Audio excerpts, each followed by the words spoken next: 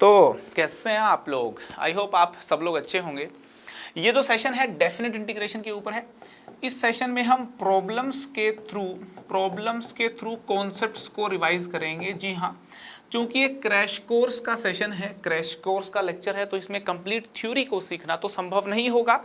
इसमें हम कुछ बेहतरीन प्रॉब्लम्स है ना, ऐसे प्रॉब्लम्स जो कॉन्सेप्ट्स भी हमें रिवाइज करवा दें। ठीक है, प्रॉब्लम्स के थ्रू हम कॉन्सेप्ट्स को रिवाइज करेंगे दोस्तों, जैसा कि हम हमारे पिछले लेक्चर से करते आ रहे हैं। ठीक है, तो चलिए आज के लेक्चर को चालू करते हैं। ये मेरी प्रोफाइल यहाँ पे है, आप देख सकते हैं।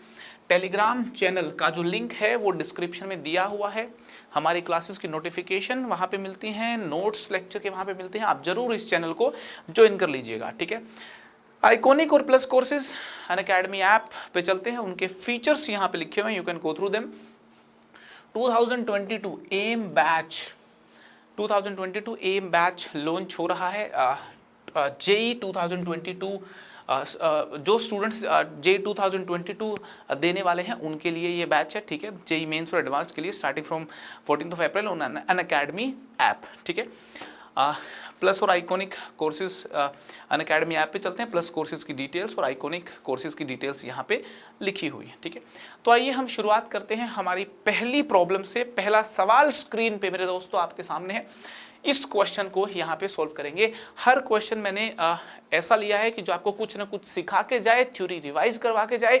तो शुरुआत करते हैं पहली प्रॉब्लम के साथ। ठीक है, तो चलिए हाँ शुरू करूँ मैं आगे, उससे पहले बता देता हूँ कि YouTube पे ऑब्वियसली फ्री होता है। ठीक है, 12th क्लास का एक बेहद शानदार कोर्स 1 अप्रैल से शुरू हो रहा है, जैसा कि मैंने बताया भी है। ठीक है, 11th क्लास के बारे में स्टूडेंट्स पूछ रहे हैं कि 11th क्लास का कोर्स कब चालू होगा। तो 11th क्लास का कोर्स भी जल्दी ही चालू होने वाला है, उसकी नोटिफिकेशन भी दोस्तों जल्दी ही आपको मिल जाएंगी। ठीक है, तो जी हाँ, ये जो प्रॉब्लम है आइए इसको अटेम्प्ट करते हैं हम लोग। ठीक है, डेफिनेट इंटीग्रेशन का सवाल है। ठीक है ना, डेफिनेट इंटीग्रेशन का सवाल है। ठीक है, 0 से ln 5 है ना, 0 से ln 5 e की power x into under root e की power x minus 1 upon e की पावर x प्लस 3। तो भाई कैसे करें इसको सॉल्व? इसमें क्या कर लेते हैं अपन, एक्सपोनेंशियल फंक्शन है। ठीक है, देखिए ये जो क्वेश्चन है ना, इसमें बता दूं आपको, एक तो यहाँ पे देखिए एक्सपोनेंशियल फंक्शन देखने को मिलता है। ठीक है, एक्सपोनेंशियल फंक्शन देखने को मिलता है। ठीक है, तो अब इसमें हम सब्स्टिट्यूशन का इस्तेमाल करेंगे, है ना, सब्स्टिट्यूशन का इस्तेमाल करेंगे। ठीक है, नॉर्मली दोस्तों जो एक्सपोनेंशियल फंक्शंस के जब इंटीग्रेशन करने पड़ते हैं, जिसमें न्यूमरेटर में भी एक्सपोनेंशियल फंक्शन हो, डिनोमिनेटर में भी एक्सपोनेंशियल फंक्शन हो, तो ऐसे केस में सब्स्टिट्यूशन जो है ना वो काफ़ी हेल्पफुल होता है। ठीक है, तो यहाँ पे देखिए मैंने पुट कर दिया, देखिए रूट के नीचे की चीज़ को, आपको बता दूं रूट के नीचे की जो चीज़ है उसको t² पुट करना, t² पुट करना मज़ेदार होता है। रूट के है ना, छत है ना, छत के नीचे की चीज़ को अगर आप t² पुट कर देते हो इंटीग्रेशन में, दोस्तों ये गजब का थॉट होता है। बहुत सारे सवाल इससे भन्नाट तरीके से उड़ाए जा सकते हैं। तो अगर आप रूट के नीचे e की पावर x माइनस 1 को t², भाई t क्यों लिख दिया मैंने, t², हाँ t² अगर मैं डाल देता हूँ, है ना, खटाक से डाल देता हूँ, तो एक क्वेश्चन अपने घुटने टेक देगा। देखिए e की पावर x माइनस 1 अगर t² है, डिफरेंशिएट करने पे e की पावर x dx की वैल्यू जो है ना 2t dt हो जाएगी। ठीक है ना, और e की पावर x प्लस 3 कितना हो जाएगा, यहाँ से दोनों तरफ 4 ऐड कर दूं तो e की पावर x प्लस 3 हो जाएगा t² प्लस 4। ठीक है, तो जो हमारा इंटीग्रेशन है आइए इसको समझते हैं। e की पावर x dx है ना, इसकी वैल्यू तो हो गई 2t dt। ठीक है, e की पावर x माइनस 1 t² का रूट करेंगे तो t हो गया, अपॉन e की पावर x प्लस 3 जो है वो t² प्लस 4 मैंने लिख दिया है, t² प्लस 4 हो गया मेरे दोस्तों। 0 से ln 5 है ना, जब x की वैल्यू यहाँ पे 0 रखोगे तो t की वैल्यू 0 हो जाएगी। जब x की वैल्यू आप ln 5 रखोगे, x की वैल्यू जब आप यहाँ पे ln 5 रखोगे ना, तो ये हो जाएगा 5, ये हो जाएगा 4, तो t हो जाएगा हमारा 2। तो देख लो 0 से 2 हमारा ये इंटीग्रेशन बन गया है। सब्स्टिट्यूशन यहाँ पे करना पड़ा। तो डेफिनेट इंटीग्रेशन में दोस्तों मैं आपको याद दिला दूं कि डेफिनेट इंटीग्रेशन में जब सब्स्टिट्यूशन करते हैं तो लिमिट्स जो है ना यार वो भी बदल दी जाती हैं, लिमिट्स जो है वो भी बदल दी जाती हैं। ठीक है, तो यहाँ पे देखिए 0 से लेकर के 2, ठीक है, ये वाला 2 कॉमन ले लेते हैं, तो यहाँ पे t² बन गया, ये t² प्लस 4 हो गया dt। ठीक है, तो यार इसमें +4 -4 कर ही देना चाहिए, कर ही देते हैं, ठीक है। 0 से 2 T square plus 4 by T square plus 4, ये dt हो गया, ठीक है। -4 × 2 -8। भाई आगे तो कैलकुलेशन है, आई होप आप कर लेंगे, नहीं करोगे तो मैं कर दूंगा, कर ही रहा हूँ, ठीक है। तो ये कितना हो गया 2 × ये जो क्वांटिटी है सोल्व होकर के 2 आ गई, -8 × है ना, इसको आप ना 1/t² + 4 को इंटीग्रेट करेंगे तो क्या हो गया 1/a tan 1 t/2, ठीक है। लिमिट 0 से 2 है मेरे दोस्तों, ठीक है।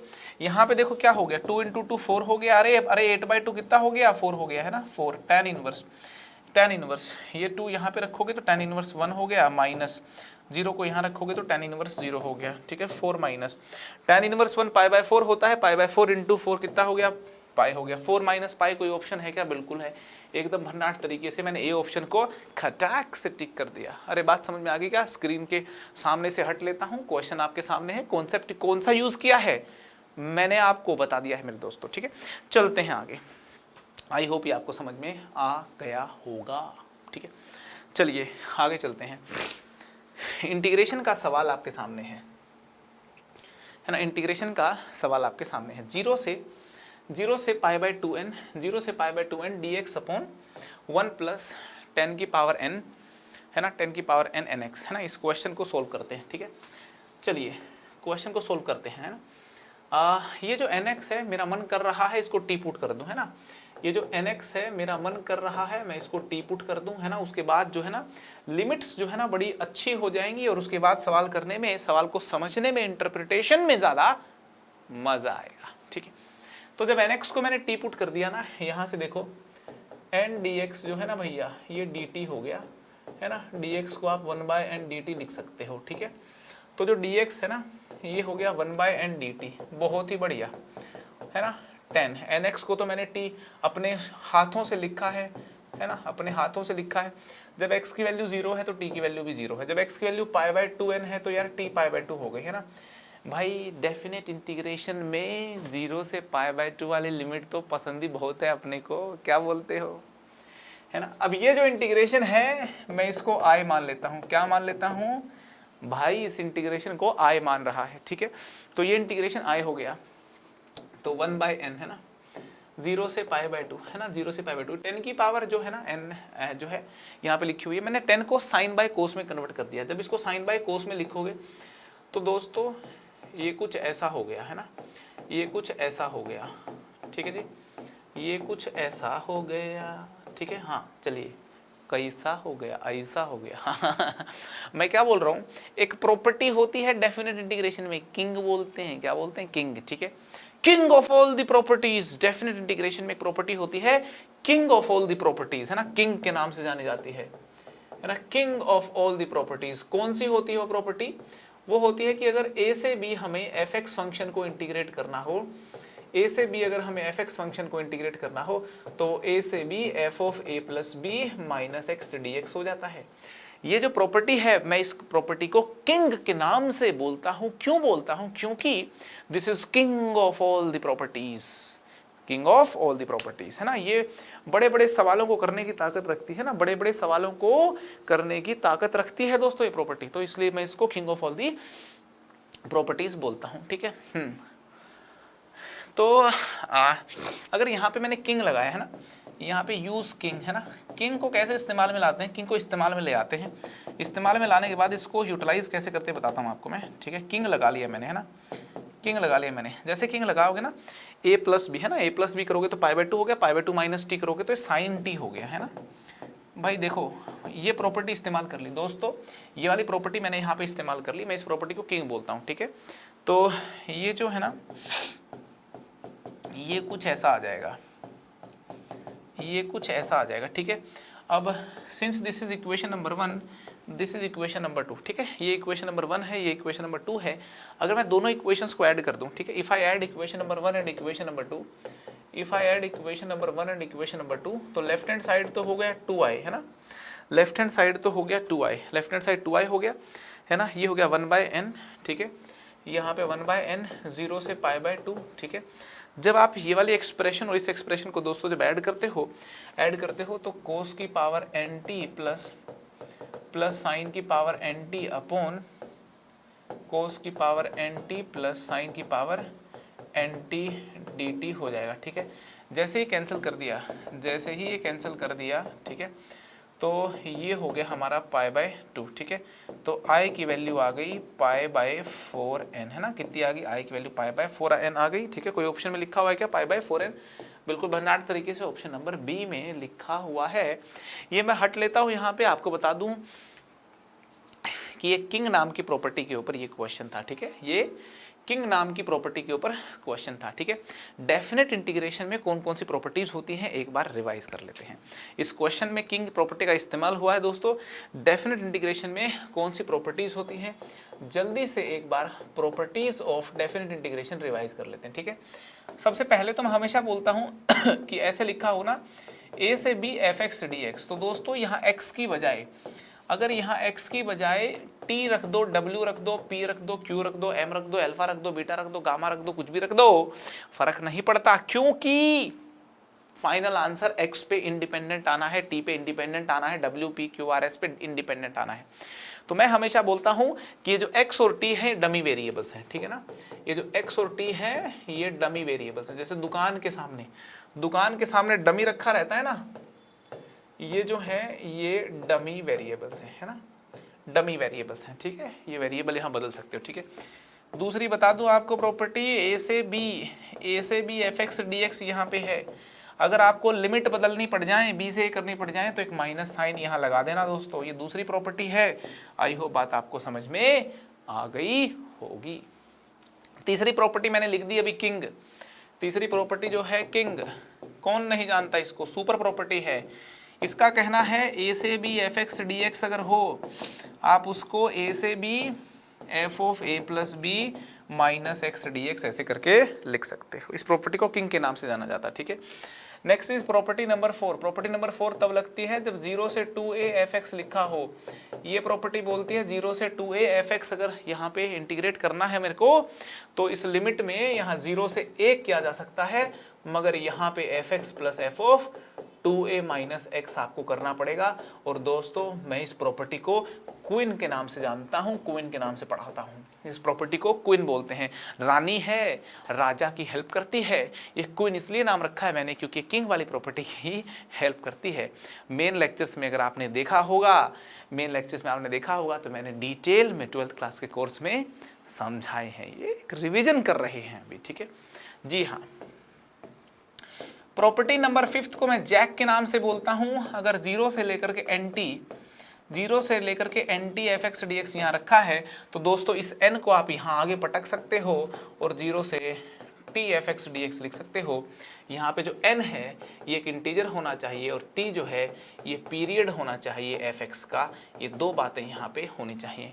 ये जो n है ये इंटीजर होना चाहिए, तभी इसको आगे पटका जा सकता है, और t मेरा दोस्तों पीरियड होना चाहिए। अगर फंक्शन के पीरियड के बगल में कोई इंटीजर लिखा तो उस इंटीजर को यहाँ पे आगे मल्टीप्लीकेशन में लिख सकते हो 0 से t f(x) dx के।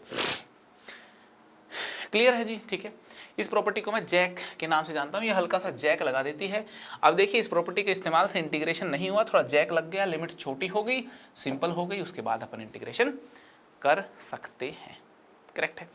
एक और प्रॉपर्टी है जिसको मैं मसाला माला प्रॉपर्टी बोलता हूँ, है ना। मसाला है भाई। मसाला में जब माला ढूंढनी हो ना, देखो ये माला है, मसाला में माला कैसे ढूंढते हैं मैंने आपको मेन लेक्चर्स में बताया है। प्रॉपर्टी क्या है वो बता देता हूँ कि -a से a f(x) dx, इस प्रॉपर्टी को मसाला माला प्रॉपर्टी बोलता हूँ, ठीक है। -a से a f(x) dx, इसको आप लिख सकते हो 0 से a f(x) + f - x, है ना, f(x) + f - ऐसा लिख सकते हो। और अगर फंक्शन आपका ओड हो जाए तो 0 हो जाता है ना, if f is odd. Function अगर ओड हो ना, f - x - f(x) हो जाता है, ये 0 हो जाता है। और अगर फंक्शन इवन हो, तो इसको 2 इंटीग्रेशन 0 से a f(x) dx लिख सकते हैं, इफ f इज इवन, ठीक है। और अगर नहीं है कुछ भी, नाइदर ओड नॉर इवन है, तो फिर ये इसके बराबर तो रहता ही है मेरे दोस्तों, ठीक है। तो ये हमारी सारी इंपॉर्टेंट प्रॉपर्टीज हैं, ठीक है। जो इंपॉर्टेंट प्रॉपर्टीज हैं डेफिनेट इंटीग्रेशन की वो मैंने बता दिया आपको, ठीक है। आई होप आपको बात समझ में आ गई होगी। चलिए मूव करते हैं आगे। तो इसी बहाने से हमारी प्रॉपर्टीज जो है वो यार रिवाइज हो गई। ठीक है, एक क्वेश्चन आपके सामने है ना, क्वेश्चन आपके सामने है। मैं तो चाहूँगा कि आप सेशन को पॉज करें, सेशन को पॉज करने के बाद इस क्वेश्चन को खुद अटेम्प्ट करें, और अगर आपका आंसर आ जाता है, अगर आपका आंसर आ जाता है तो कमेंट बॉक्स में कमेंट करके बताएं मुझको कि आपका क्या आंसर आया है, और आंसर आने के बाद भन्नाट जरूर लिखें आप, मज़ा आ जाएगा आपको। ठीक है, ये वाला क्वेश्चन करने में मैं बता देता हूँ आपको, बहुत मज़ा आ जाएगा। पॉज करके जरूर कमेंट बॉक्स में कमेंट लिखें। ठीक है जी हाँ, तो बात हो रही है 0 से 1 e की power x into 1 plus x e की पावर x, इस इंटीग्रेशन की हम बात कर रहे हैं। ठीक है, तो बात कर ही रहे हैं तो पूरी बात कर लेते हैं। ठीक है, हाँ तो मैं क्या बोल रहा हूँ, हाँ कैसे करें भाई सॉल्व, इसको सोचना पड़ेगा है।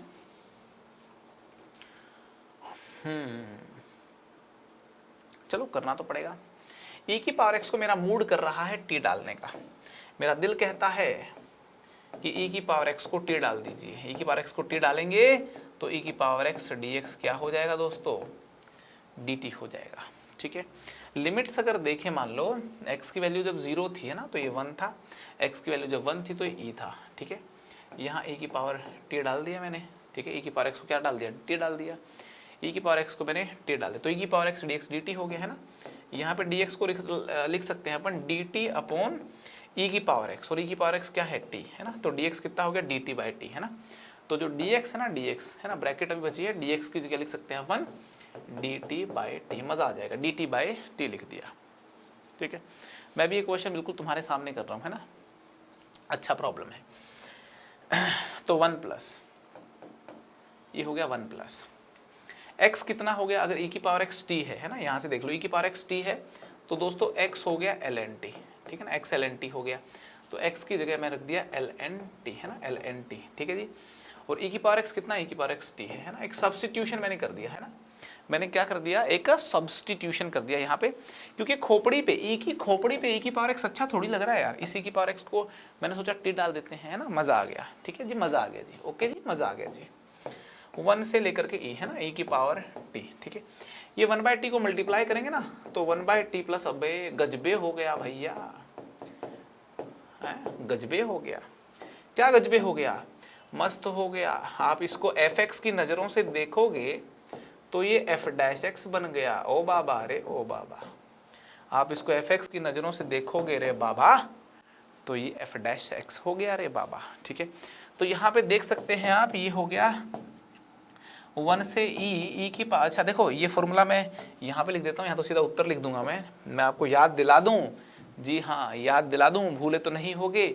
अगर मुझे इंटीग्रेट करना हो e की power x into F x plus F dash x को, अगर इसको मुझे इंटीग्रेट करना हो तो दोस्तों e की power x F x answer आता है, e की power x F x plus constant मेरा आंसर आता है। आई होप ये बात आपको समझ में आ गई होगी।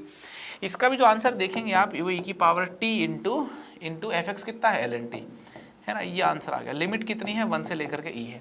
जब आप e पुट करोगे तो e की पावर e, ये ln e हो गया, ln e 1 होता है, माइनस 1 1 1 1 पुट करोगे 0 हो गया, e की पावर e मेरा आंसर हो गया। आंसर कितना हो गया, e की power e, option number A में लिखा हुआ है। आई होप बात आपको समझ में आ गई होगी। ठीक है, सब्स्टिट्यूशन का इस्तेमाल करना पड़ेगा, उसके बाद हमारा लविंग इंटीग्रल बन जाएगा। कौन सा लविंग इंटीग्रल बन जाएगा, ये मेरे दोस्तों, इस इंटीग्रल के ऊपर मैंने इंडेफिनिट इंटीग्रेशन में भी सिखाया था कि कई बार सवाल आते रहे हैं, आगे भी आते रहेंगे, तो इसलिए इस इंटीग्रेशन को बिल्कुल ना भूलें। आई होप ये क्वेश्चन आपको समझ में आ गया होगा। ठीक है, नेक्स्ट क्वेश्चन स्क्रीन पे आपके सामने है। नेक्स्ट क्वेश्चन स्क्रीन पे आपके सामने है ना, बिना किसी मटर गश्ती के इस प्रॉब्लम को सॉल्व कर ही लेना चाहिए। लिखा है function defined from real to real है ना, function defined from real to real, be a differentiable function such that f of 2 is equal to 2, f of 2 की वैल्यू 2 के बराबर है ना। Find the value of this limit. दोस्तों मैं बता दूं, अक्सर ऐसे सवाल एग्जाम में बहुत आते हैं, अक्सर ऐसे सवाल एग्जाम में बहुत आते हैं, अक्सर ऐसे सवाल बता दूं आपको एग्जामिनेशन में बहुत आते हैं। इन सवालों को मैं बोलता हूं ले लो के सवाल। इनमें ले लो लगता है, क्या लगता है? ले लो, इनमें लगता है ले लो। अब ये ले लो क्या चीज है? अब आप सोचोगे ले लो क्या, ले लो भाई, ले लो क्या चीज है? ले लो का मतलब होता है लेबनीज लोपिटल, है ना? ये लेबनीज लोपिटल के सवाल हैं भाई। लेबनीज थ्योरम लगती है इनमें, दोस्तों बता दूं, इनमें लेबनीज रूल लगता है और एल लोपिटल रूल लगता है। दोनों ही रूल मैंने आपको सिखाए हैं। इनमें ले लो लगता है, ले लो भाई, सवाल ले लो, नंबर ले लो। जेई में ये क्वेश्चन काफी बार आते हैं, ले लो के सवाल, लेबनीज लोपिटल कैसे लगता है बता देता हूं। एक बार में बात समझ में आ गई तो जेई का एक सवाल करने के चांस बन जाएंगे आपके। तो बात को ध्यान से भरनाट तरीके से समझने की कोशिश करनी है।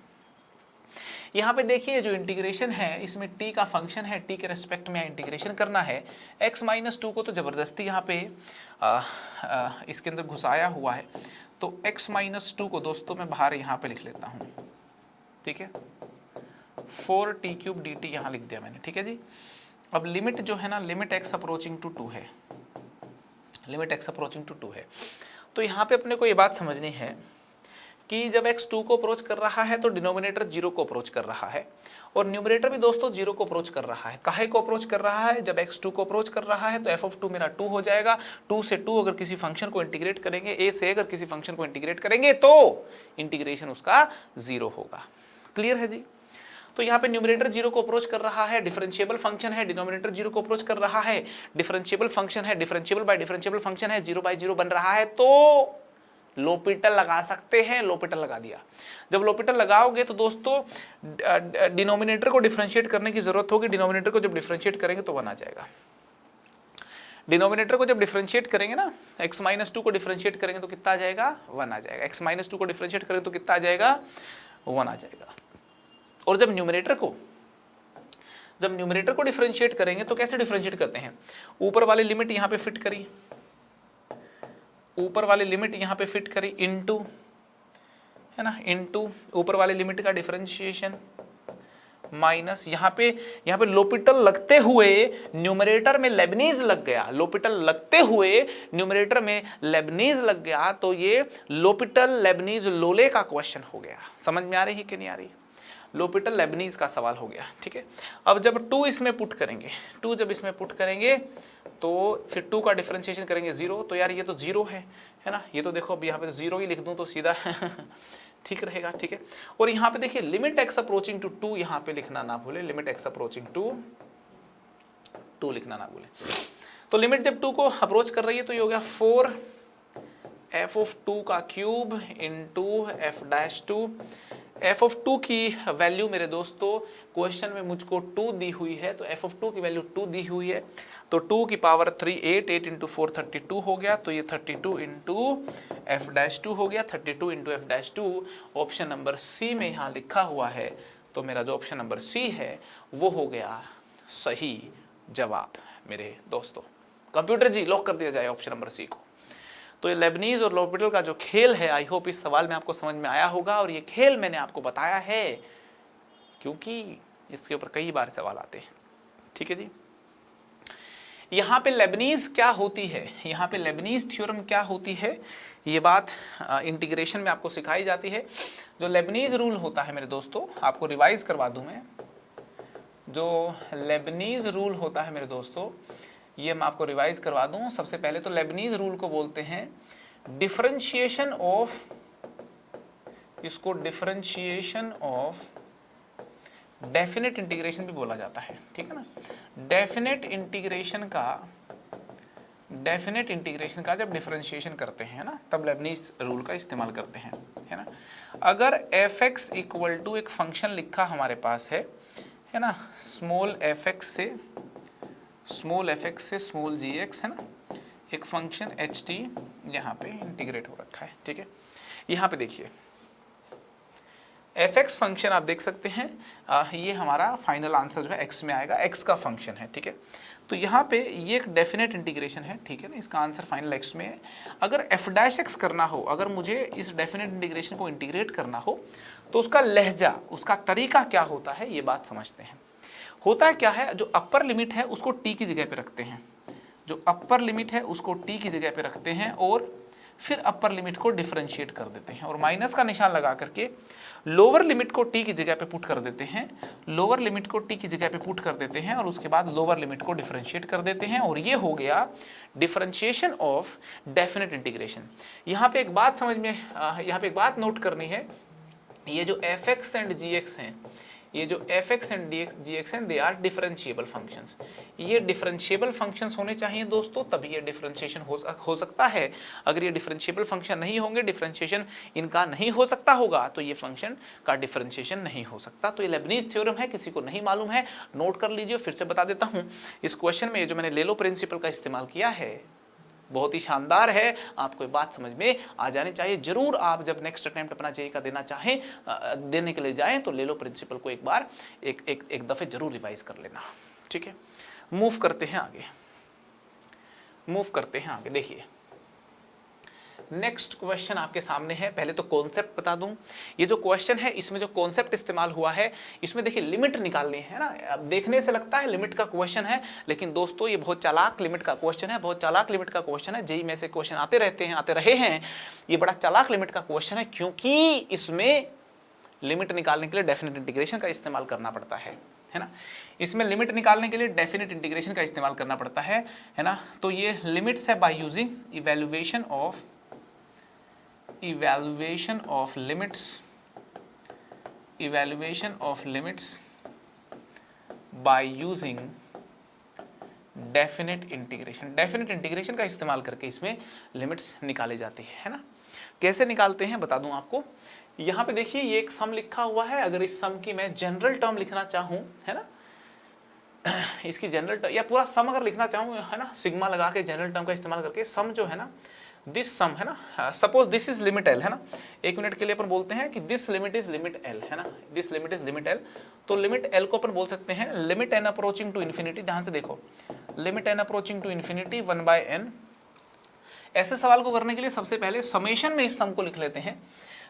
तो इसको लिख सकते हैं समेशन हो गया, है ना, अंडर रूट, है ना, ये अंडर रूट n/n है, n/n+1 है, ऐसे करते करते, ठीक है। तो ये हो जाएगा n अपॉन, है ना, n अपॉन यहाँ पे n+1 n+2, तो ये n+3r,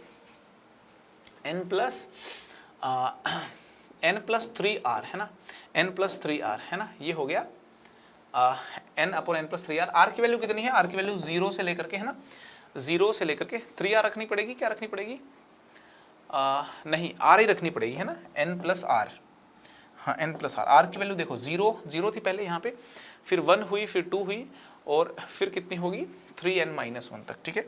तो r की वैल्यू 0 से 3n-1 तक रख दी मैंने, 0 से क्या रख दी 3n-1 तक रख दी, ठीक है।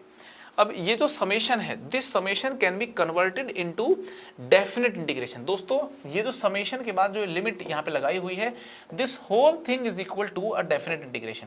अब आप सोच रहे होंगे डेफिनेट इंटीग्रेशन में कैसे कन्वर्ट किया जाता है, तो मैं इसके पीछे की लॉजिक बता दूं आपको। देखो जो 1/n है इसकी जगह dx अपने को लिखना होता है, इंटीग्रेशन समेशन जहाँ पे लिखा होता है उसकी जगह अपने को इंटीग्रेशन लिखना होता है, ठीक है। हाँ, और r/n जो है ना, r/n इसकी जगह पे अपने को x यहाँ पे लिखना होता है, ठीक है। ये बातों का ध्यान रखते हुए इस समेशन को हमें, इस लिमिट को हमें एक डेफिनेट इंटीग्रेशन में बनाना होता है। देखिए ये समेशन है ना, इसको इंटीग्रेशन में लिख दिया है ना, r की वैल्यू 0 है ना। अब ये x में हमारा इंटीग्रेट करेंगे तो यहाँ पे r/n देखोगे तो 0 हो गया, ठीक है। यहाँ पे r/n, n इन्फिनिटी है, r/n अगर आप देखोगे ना तो ये 3 हो गया, 0 से 3। 1/n जो है उसको dx लिखना है, ठीक है जी, 1/n को dx लिखना है, करेक्ट है ना। ये अंडर रूट लिखा हुआ है, ठीक है। अच्छा एक और चीज़ बताता हूँ आपको, ये जो क्वांटिटी है इस क्वांटिटी को आप ऐसे लिख सकते हो 1/1 प्लस आर बाई एन, है ना, ऐसा लिख सकते हो। तो जो आर बाई एन है उसको मैंने एक्स लिख दिया। तो आप देख सकते हैं सक्सेसफुली मैंने क्या कर लिया, एक लिमिट जो है ना, एक लिमिट जो है यहाँ पे देखिए, है ना, समेशन की लिमिट जो है इसको मैंने डेफिनेट इंटीग्रेशन के रूप में लिख दिया। तो यहाँ पे जो लिमिट एल है वो हो जाएगी 0 से 3 1 प्लस एक्स की पावर -1/2 dx।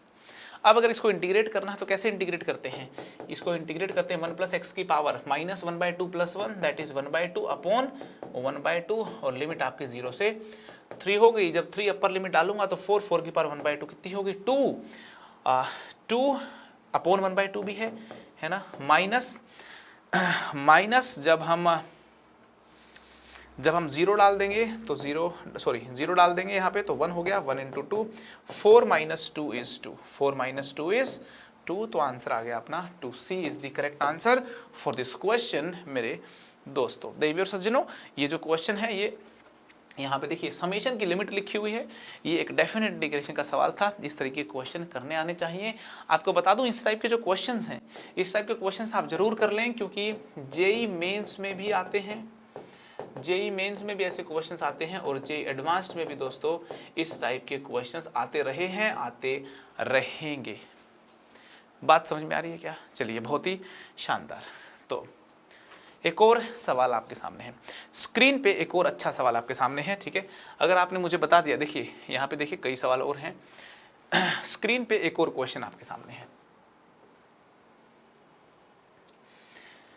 ये जो क्वेश्चन है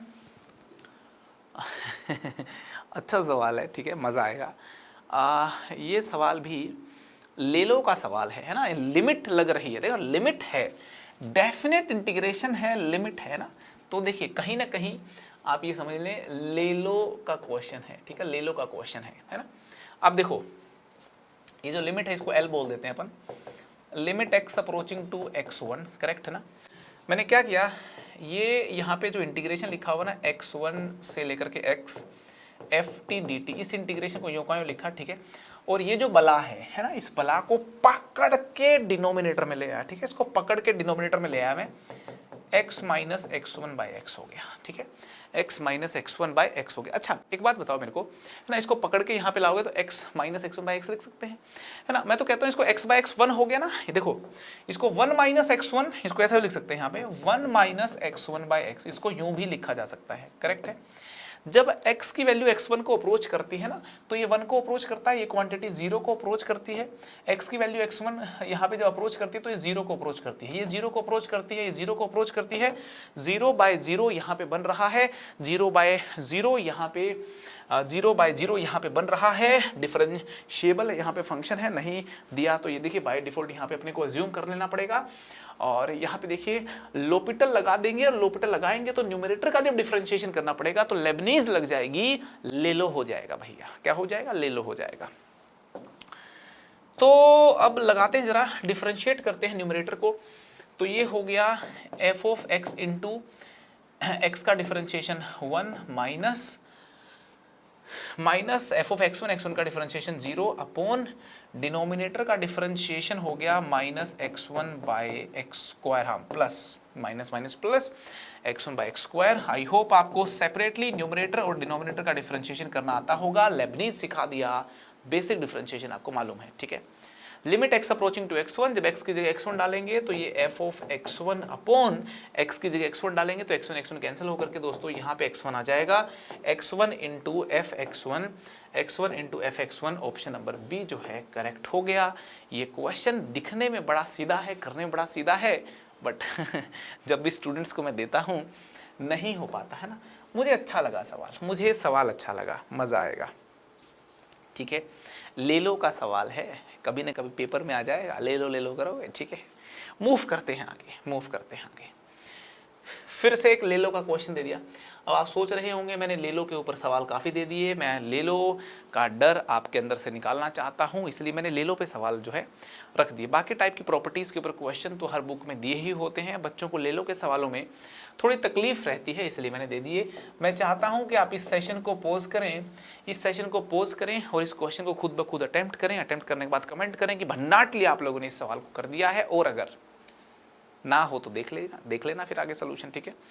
क्वेश्चन में क्या है, ये एक लिमिट पूछी है, इस लिमिट को L बोल देते हैं, इस लिमिट को L बोल देते हैं, 0 से k 1 प्लस साइन 2x की पावर 1/x है ना, divide by k, divide by क्या है, डिवाइड बाय k है, ठीक है। यहाँ पे जब हाँ लिमिट k अप्रोचिंग टू 0 है ना, limit k approaching to 0, limit k approaching to 0, ठीक है। जब k अपना 0 को अप्रोच कर रहा है, ये चीज़ 0 को अप्रोच कर रही है, ये भी 0 को अप्रोच कर रही है, 0/0 का फॉर्म है, लोपिटल लग जाएगा, है ना। डिफरेंशिएट कर देते हैं दोस्तों, क्यों टेंशन ले रहे हो, डिफरेंशिएट कर देते हैं। यहाँ पे k डाल दिया, k का डिफरेंशिएशन 1 है ना, -0 हो जाएगा, और नीचे k है, k का डिफरेंशिएशन कितना हो गया, 1 हो गया, ठीक है। तो कुल मिला करके जब इसमें ले लो लगा दिया है ना, अप्लाई ले लो, क्या लगा दिया इसमें, अप्लाई कर दिया ले लो, ठीक है, अप्लाई लोले, लोपिटल लेबनीज साथ के साथ लगी है ना, लोले लगा दिया, ठीक है जी।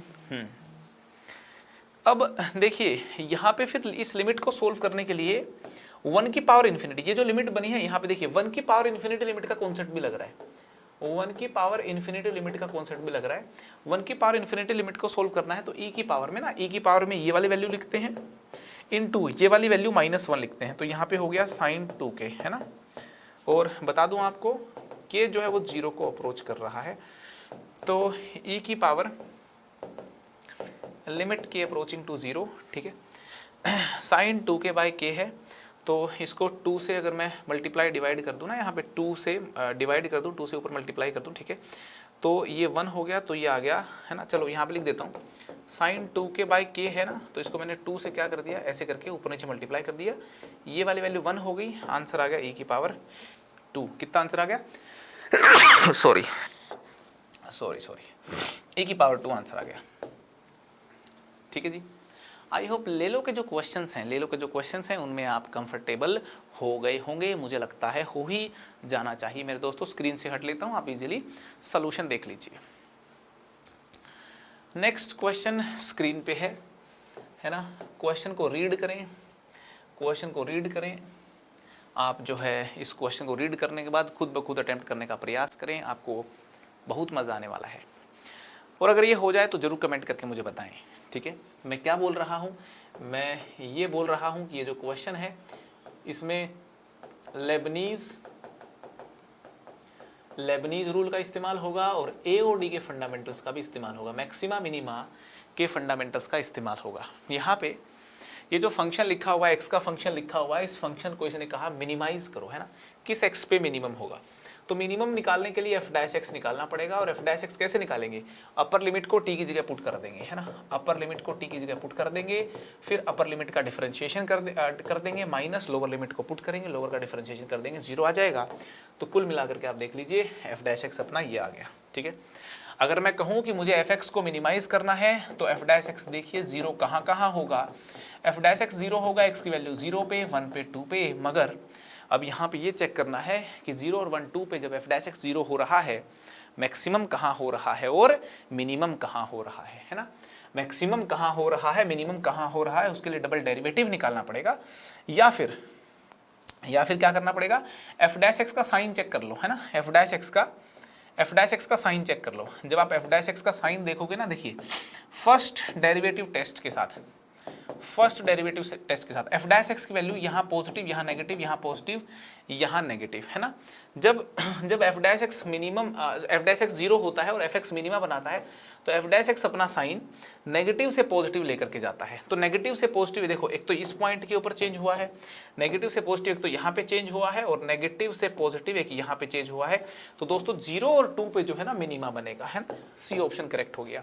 0 और 2 पे क्या बनेगा, 0 और 2 पे मिनिमा बनेगा। आई होप ये बात आपको भन्नाट तरीके से समझ में आ गई होगी। सेंटर में दिमाग को रखना है, बातों को समझना है।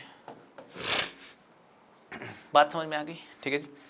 तो हमने कई सारे कॉन्सेप्ट्स क्विकली डेफिनेट इंटीग्रेशन के सीखे, है ना। देखो मैं आपको कुछ सलाह देता हूँ, सबसे पहले जैसे ही मैं क्वेश्चंस करवाऊँ आपको, जैसे ही मैं क्वेश्चंस और कॉन्सेप्ट्स रिवाइज करवाऊँ आपको, उससे पहले सलाह दी जाती है कि आप एक बार प्री रिवीजन करें, चैप्टर की प्री रिवीजन कर दें, चैप्टर की जो है प्री रिवीजन कर लें, ठीक है। मैं आपको क्वेश्चंस करवाऊं, प्री रिवीजन चैप्टर की कर लें, ठीक है ना। नेक्स्ट जो लेक्चर आने वाला है वो एरिया अंडर द कर्व पे आने वाला है ना। मैं आपको इस लेक्चर में बता देता हूं, एरिया अंडर द कर्व पे लेक्चर आने वाला है। जो कल का लेक्चर होगा वो एरिया अंडर द कर्व के ऊपर होगा, है ना, एरिया अंडर द कर्व के ऊपर होगा। तो आप क्या करें, आप पहले से एरिया अंडर द कर्व की प्रैक्टिस कर लें, है ना, इसके रिवीजन कर लें। एक बार बता देता हूं, इसके रिवीजन आप एक बार कर लें, इसके रिवीजन एक बार कर लें, फॉर्मूले ब्रशअप कर लें सारे अपने, है ना, फॉर्मूले सारे ब्रशअप कर लें, कुछ क्वेश्चन कर लें, ठीक है। उसके बाद जब मैं करवाऊंगा तो क्वेश्चंस और फॉर्मूले जो हैं वो सारे ब्रशअप हो जाएंगे, तो आपको करने में बेहद मजा आएगा। क्वेश्चंस और फॉर्मूले सारे वापस ब्रशअप हो जाएंगे, क्वेश्चंस में एप्लीकेशन आपका स्ट्रॉन्ग हो जाएगा, वापस एक बार फील आ जाएगी, तो आपको लगेगा कि हाँ आपका चैप्टर पैक हो गया है, ठीक है। दोस्तों टेलीग्राम चैनल का लिंक है नीचे डिस्क्रिप्शन में दिया हुआ है। लेक्चर के नोट्स अगर आपको चाहिए हैं, लेक्चर के नोट्स यहाँ मिलते हैं, हर क्लास का नोटिफिकेशन मिलता है और हर जरूरी जानकारी हमारे बैचेस के रिलेटेड इस चैनल पे आपको मिलती है। डिस्क्रिप्शन में लिंक दिया हुआ है, जरूर ज्वाइन कर लें। चैनल को लाइक सब्सक्राइब शेयर जरूर कर लें ताकि मैक्सिमम लोग इसका बेनिफिट उठा पाएँ और चैनल जो है वो आप लोगों की सेवा कर पाए, ठीक है। अनअकैडमी ऐप डाउट पूछने का एक बहुत शानदार मीडियम मुझको लगता है। आप डाउट इस प्रोसीजर के थ्रू पूछ सकते हैं दोस्तों, ठीक है। यहाँ पे डूज एंड डोंट्स है। USAT अनअकैडमी का इंडिया का लार्जेस्ट स्कॉलरशिप टेस्ट है, 12 से 3 हर रोज होता है। फ्री एनरोलमेंट कर सकते हो, हर कोई बच्चा दे सकता है। 1 करोड़ तक की स्कॉलरशिप यहाँ पे मिलती है, तो आप इसको गो थ्रू कर सकते हो। मार्च के जो अपकमिंग बैचेज हैं उनकी डिटेल्स यहाँ पे दी हुई हैं। अगर आप मुझे अनअकैडमी ऐप पे फॉलो करना चाहते हो, जो आपको फॉलो करना चाहिए, हर क्लास की नोटिफिकेशन, हर लेक्चर की नोटिफिकेशन यहाँ पे मिलती है। स्पेशल क्लासेस की नोटिफिकेशन, मेरे कोर्सेज की नोटिफिकेशन भी यहाँ पे मिलती है। आप अनअकैडमी ऐप पे मुझको फॉलो कर सकते हो, डिस्क्रिप्शन में लिंक दिया हुआ है मेरे दोस्तों, फॉलो करना ना भूलें, ठीक है। और मैं आपको बता दूं, ज़िंदगी में मुस्कुराना कभी मत भूलना, बाकी कुछ भूल जाना, हंसते हंसते चलते रहेंगे, ठीक है। 12वीं क्लास का कोर्स जल्दी आने वाला है, 11वीं क्लास का कोर्स जल्दी आने वाला है दोस्तों। चैनल को सब्सक्राइब कर लें, घंटी बजा दें, लाइक शेयर ठोक दें एकदम।